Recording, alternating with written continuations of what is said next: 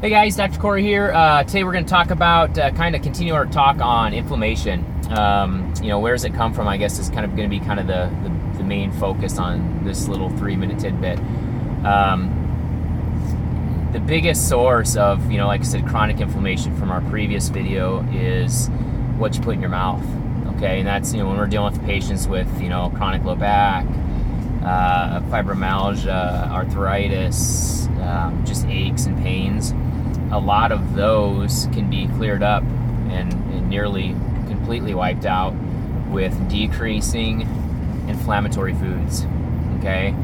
And inflammation is what ends up causing, like, the big killers: diabetes, cancer, heart disease, those things. We're seeing actually inflammatory chronic inflammation in kids nowadays with, the allergies, and I think they're picking up more of those big chronic diseases earlier. So what we put in our mouth really does matter. I know it tastes good, and I know it makes you feel good temporarily. I deal with the same problem. It's chemistry, and all that food, like I said, spikes the brain and makes it feel better. It's just like crack cocaine. So what we want to do is obviously fight against that type of inflammatory foods and go clean. Okay, and the nice thing is, as you stay clean longer, your body actually will repel those inflammatory foods. Okay, there's a window in between where it wants them because it's addicted to them, but as it gets away and not as reliant on them over time, you won't want them. Okay, your body will actually start seeing those as their true colors as poison. So that's the good news. I had a text from one of the people I'm coaching today. She had a whoops and had some sugar the other day, just because we're coming away from the chemical dependencies of it, which is common.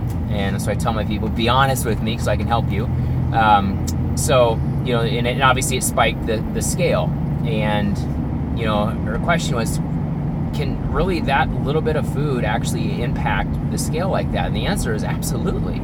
That's what happens all day, every day. Now, the good news is, as we get the digestive system healthier, you can have some of those whoopses every once in a while, and you won't have such a detrimental increase in spike, because your body will be able to be healthy and process through that. But if you have a broken digestive tract, like most people do, you will bloat, and you will not be able to process it. And that's what leads to, 67% of Americans being obese and overweight. So that's why the accountability of the program is so important.